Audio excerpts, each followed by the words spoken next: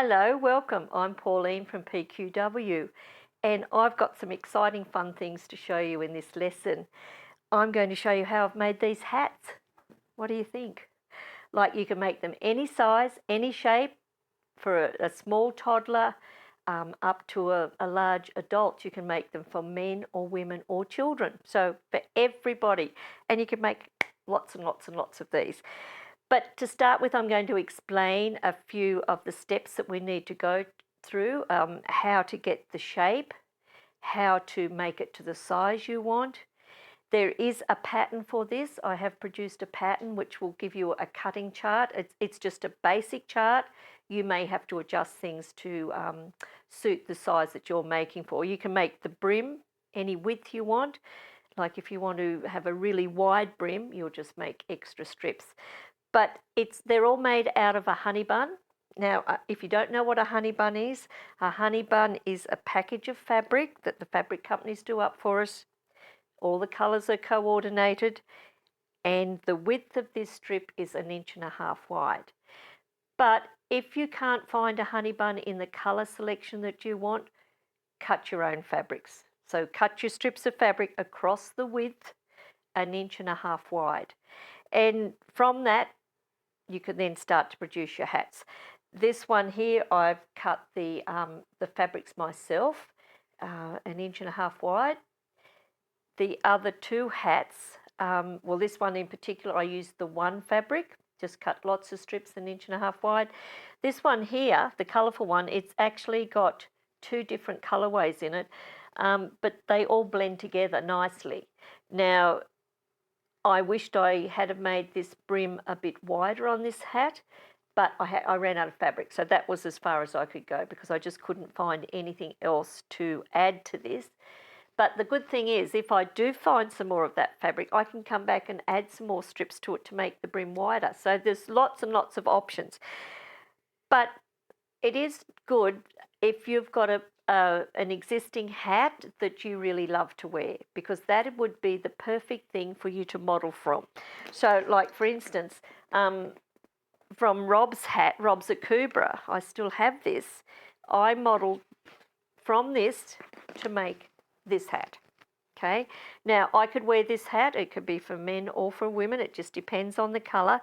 But what I've done first up, and in the pattern you're going to get all different sorts of measurements. I've put a little guide in there for what size you would make a toddler, for a toddler or a young child, up through teenagers, to a small adult's hat, to a medium adult's hat, to a large adult's hat. So let's say we're going to model it from this. So the first thing I've done is I've measured across, the crown. So like, to start here, we're going to start with a circle, okay? So in the chart, I will tell you what size this possibly should be if you're making it for a child. So what I found here when I've made this hat, I've modelled this top to be the same as this measurement here. So that's why it's good to have an existing hat, because I don't know what size you're making for. I could just put a basic guide in the pattern for you. The next thing I needed to do is work out how deep I wanted this side of the hat to be and how deep I wanted the brim. So by getting all the measurements off this hat, so I could come down and I could measure here and work out that this was about 5 inches. And then when I constructed this, I got it to be about 5 inches. Then I measured, get this out of the road, I measured the brim. That's about 3.5 inches. So then I could make this 3.5 inches. So having that hat as my model, and then, of course, with our Akubras.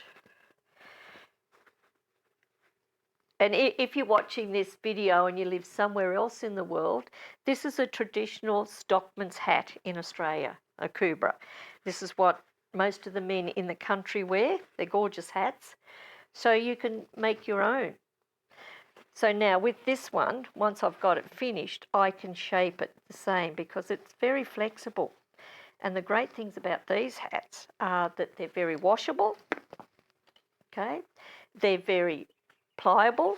If I was going travelling to the beach, I could just roll this up and throw it in my suitcase. And once it comes out, it's back to shape. So it's just a really gorgeous fabric hat. How about that? Like if I want the brim all wavy and crinkled up, when I finish, I can just crinkle it all up like this, and then I get this nice wavy look. Here I could just use it as a bowler hat, just wear it like this. Have the brim down. I could squash it in. I can roll the sides up, do whatever you want with them. Just get them to the shape that you want. So I think you'll enjoy making them. The process is easy. It takes me about 4 to 5 hours to make one of these hats. It may take you a little bit longer. It may take longer if it's a larger size. But let's get started. It took me quite some time to get the rhythm going on this, to get the shape right, to get this crown measurement right. So like when I first made the first one, which was this one, I unpicked it about 5 times and kept going. But I think now we've got the recipe right for you. But remember, if you've got an existing hat, use that as your model, as your plan. But just to go over some of the products that we're going to be using, as I said, you could purchase a honey bun pack. And there's probably enough in this pack to possibly make about 3 hats. And, you know, you could use different colour combinations, because in here I've got the reds, the greys and the navies. So, you know, you could get 3 different style hats out of this. Or just use your scraps up and just, you know, even if you use fat quarters, and that's what this hat was made out of, fat quarters. And I just cut lots of strips 1.5 inches wide and just join them all together to be one long piece, and we'll go into that in a moment. But we need the 1.5 inch wide strips. Now I've used the Hobbs Heirloom pre-cut 1.25 inch wide strips. Now this is fusible both sides, which makes the hats come together really, really quickly. And I've found a lot of the other pre-cut waddings, or even if we cut our own wadding, they're too soft and the hats don't hold the shape. So this is why I use this one. Now this is much too wide. So I'm going to show you how I've cut this up to be able to be used in the hats. So we've got the wadding, we've got the fabric. Then I use the honey bun sasha tool. This is what I've designed this for, to put the 1.5 inch strips through this as we sew with the wadding and the fabric. And I'm going to show you how to use that. This is what it looks like. Okay, our normal sasha tool does not work for this because it needs to have a wide split here to fit the bulk through. I do recommend a good strong needle because we've got lots of thickness to go through. So as I always use these needles, they're perfect. The titanium top stitch needles, and I've used the size 80-12 to do this, and it just penetrates through. If your needle's not strong enough and sharp enough, your machine may skip stitches going through the bulk. And the bulk's no problem once we get the machine set up properly. And of course, to get started, and you'll appreciate this when I start making the hat, when we're in this section here, getting the crown started, it's a very tight curve to sew around. So, which means when you're sewing, your fingers could be very close to the needle. So I don't like to do that because I definitely don't want to put the needle through my finger.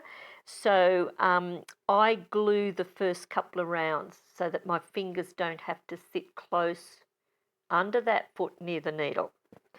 So that's why we use the glue. And then to sew this together, when I make the cord, I call this the honey bun cord. When we make this cord, we're going to have a very close row of stitching, straight stitching around here. When I do that straight stitching at the machine, I like to use the open toe foot because I want to be able to see where I'm stitching. I want to keep the line, the row of stitching consistently even. So I'm going to show you how to set this up on the machine and move your needle over so you can use the edge of the foot against the side of the strip that you're constructing. Then when we come to putting the hat together, to making the shape, we're going to use a zigzag on the machine. And in the pattern, I tell you what size zigzag, what width and what length to use to get it perfect. But as we're stitching this zigzag, and I know that you can't see that because I used a blending fabric, a thread, sorry. Here I've used a contrast thread. You can see the zigzag where the cord is zigzagged together. To keep these cords connected together so there's no gap here, I found the best foot to use for that is the edge stitching foot, or the stitch in the ditch foot. This is for my Bernina machine. It's got this little arm that comes out that sits through the middle of the foot, comes down here. Now this little guide here sits between the rows. So then I know my zigzag's absolutely perfectly even on both sides. So we'll set that up on the machine later when I start to show you how to construct the shape of your hat. It's very, very simple. There's nothing hard about it. It's very exciting and lots of fun to do. So let's say we've got our fabrics all cut. Now to cut our wadding, just unroll this. Now you can be very particular about this. You can, and you can see how this is all stuck together. Just unroll quite a bit of it. Just let that drop over the side. Now you can use a ruler, but I found a ruler too slow. But if you were going to use a ruler, so this is measuring 1.5 inches, so you're going to come to 1 1/4, and you just use, I use an old rotary cutter here, so I'm going to use this one that's got a blunt blade in it, and we're just going to cut, and just keep moving it along. Now you'll need as much wadding cut as the amount of fabric strips that you have. So it can be in sections if you don't want to cut one big long piece. You can cut shorter pieces if you've got scraps left over, and as we sew we just butt the wadding together. There's no need to join it. But I usually just use my cutter and just cut through. So if you're game enough to do that, that's the way I would do it. If you're a bit nervous about that, use your ruler to get your measurement. But if it's not perfectly straight, it doesn't matter. So if you're cutting 20 strips of fabric, you'll need as much as this to cover your 20 strips of fabric. It's just whatever size you're making. So now the next thing we're going to do is we need to join all the fabric strips together to make one big long piece. So what we'll do, I'm using, this is a sample. These are the pre-cut 1.5 inch strips. So we're going to, one full width of fabric. So we're going to put these down, put one piece down, the next piece on top of it. And we're going to sew, I don't want to include the selvage, so I've just let it overlap. Instead of cutting the selvage off at this stage, I've just left the selvage overlap. But I'm going to sew diagonally across here to join these strips together.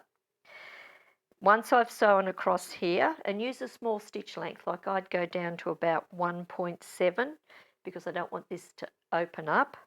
Once we've stitched across there, we're just going to cut it back to have a 1/4 inch seam and trim it back, and this is what it looks like, because there's my join. So we'll then press that, and just finger pressing it's fine, and there's our strips joined together. So now when we make the hat, we have to determine where the brim starts. So I always make enough to make the top, and the crown and the side. This is one section from the start here down to where the brim starts. That's one piece where we join all the strips together and put the wadding through it and make the fabric cord up, which we'll show you. Then when we do the brim, this is another set of strips. We can't have all of this joined together as one piece because we've got to construct it in two separate pieces. So make all of this up, roll it up like so. Then we put our wadding strip to it. Now when we put our wadding to it, we don't want the wadding or the batting, we don't want that to go right up to the top. We want it about, 1 inch from the top. Now we can iron this I just need to close this board up. Now you can iron this wadding all the way along the strip, and you can see how now the wadding or the batting doesn't go right to the edges. It's got a little, about 1/8 of an inch either side. Put this down, and all I'm going to do is press the first few inches. Just with a hot dry iron, just press so that the wadding sits there. Then I'm going to fold this over and press, whoops, it's all tangled up. Press that first few inches and then grab your scissors, and we're going to just trim this back for the first 3 inches or so. So what I'm doing is just grading it back on an angle, like so. Just take that much off. So now when we open this out, the wadding's even stuck together because it was still hot. Just pull this apart. Okay, so that's what it's going to look like. It looks a little bit messy, but that's okay.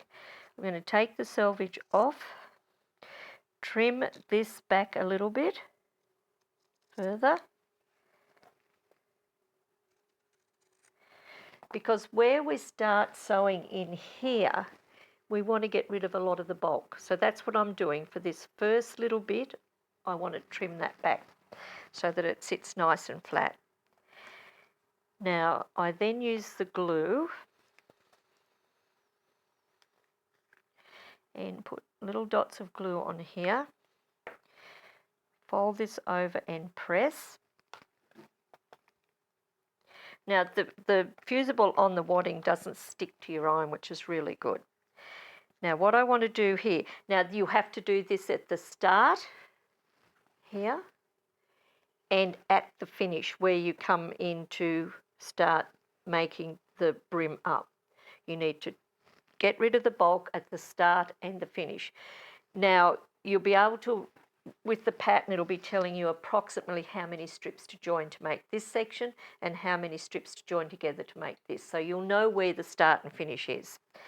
So now we're just going to put some glue down each side, like so. And then we need to fold this over on both sides.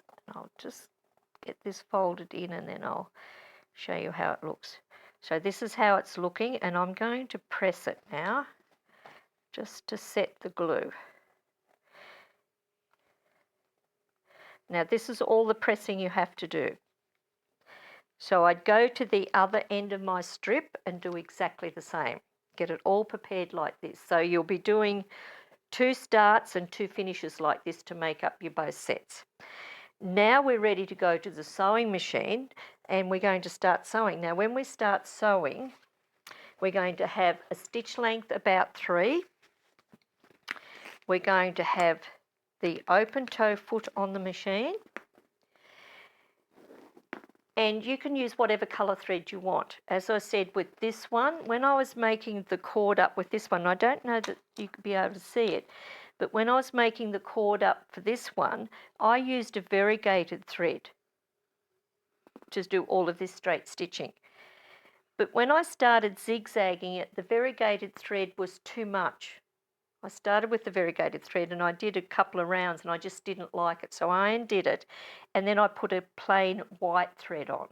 And I used the same thread in the top and the bobbin because the hats are reversible. Okay? So you want the same thread in the top and the bottom. Put your open toe foot on, set your machine up as I've told you. We use the honey bun sasher. We put this in and back down.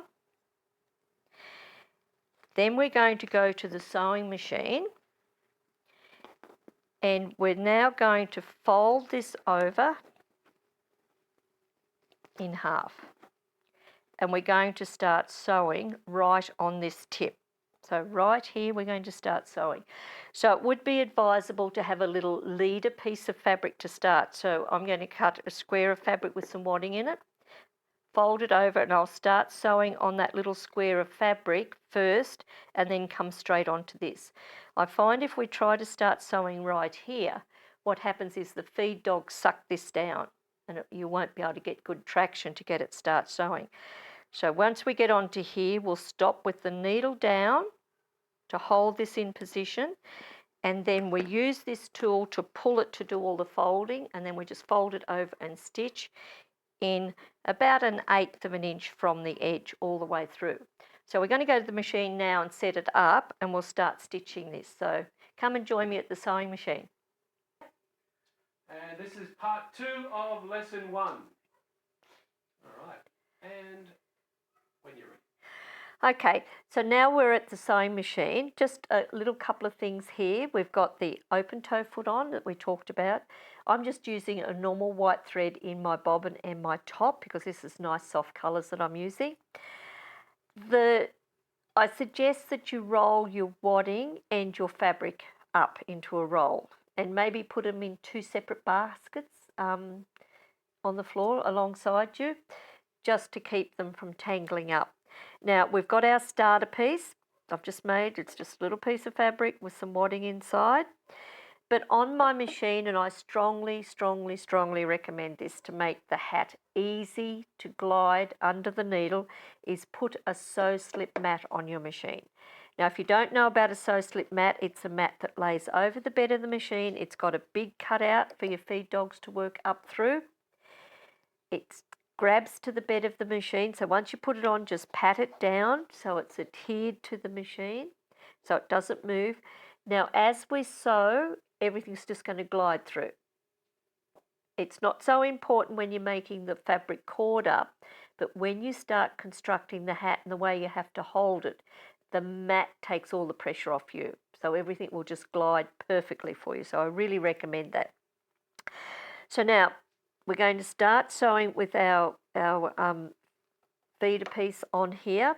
I've got my machine with stitch length set to 3. And I've moved my needle right over to the right hand side so that I can use the inside edge of the foot as my guide against the edge of the fabric. So I've got a guide to stitch with, so it'll keep me quite straight. It's impossible to be perfectly straight, but get as straight as you can. So what we're going to do is start sewing onto our leader piece. Just put the pressure foot down. So the leader piece is in place. Put our foot down and line this up. And we'll have the awl in close by, so when we get onto here, we can start stitching. So now I'll just hold the leader piece and pull it so that it then gets me started. Okay. So now what we do is hold your batting so that it's laying in the middle of your strip. I'll just pull this back a bit. Now I'm going to fold this in, okay? Hold it firm, pull down with the tool, and you can see how it folds it nicely for me. And once again, because this little piece is so thin, this is where we tapered it down. So we'll just sew along to the edge. Stop with your needle down. It's very important to have your needle in the down position. Fold, pull, roll over and stitch. Now you can see my strip is now getting wider because we're getting off that little bit that we graded back.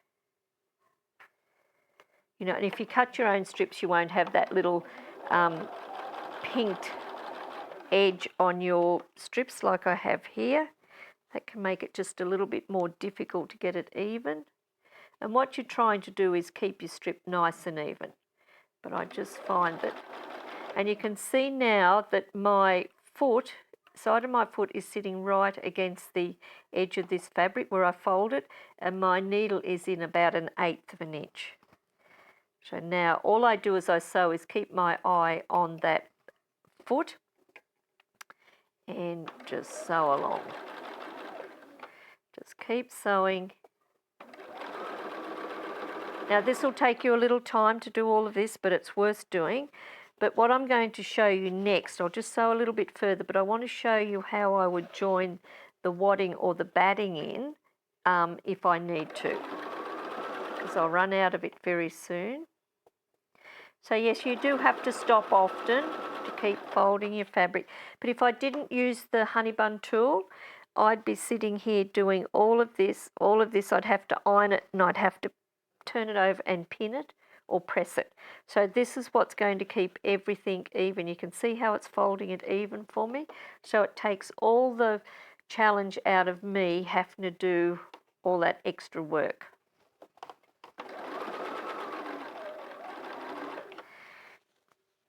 Just fold, pull, roll over and stitch. But I find the awl is very handy, and I love the one that's got the sharp tapered point to it. You'll find these on our website.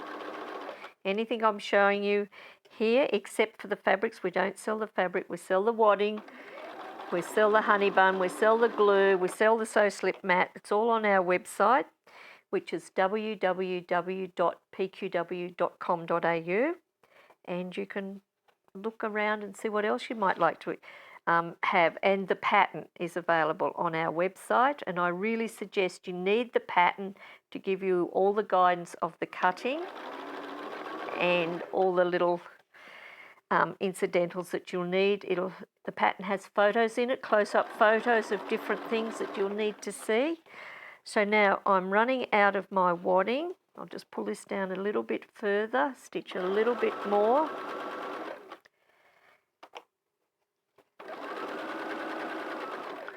Now what I do is get the next piece of wadding. Just be sure that this is nice and straight, that both ends are straight. So we'll just trim this back a bit to get it straight. And all we do is butt it up and keep going. So we don't have to join it, which is nice. It saves a bit of time. Just come straight over. When you get to a join where all your fabric strips are joined, you just keep pulling the tool down. Everything will fold over for you nicely. That's why I said in the beginning, always make sure when you join your strips together on the 45-degree angle, use a small stitch, because you don't want the seam to pop as you pull down with the sashing tool. You want it to just fold over nicely. So now this will take you a little time of stitching like this. So what I call this is making the fabric cord to construct our hats. So you're going to do it in 2 sets. You'll do the set for the crown and the side and the set for the brim. So we'll keep stitching, and then I'm going to show you how to start gluing the top and constructing the top and the sides, and how to put the brim on. It's very simple steps from here on in. You'll enjoy it. Okay, so let's go and continue sewing. Then we'll come back and we'll show you how to start the zigzagging and constructing the hat.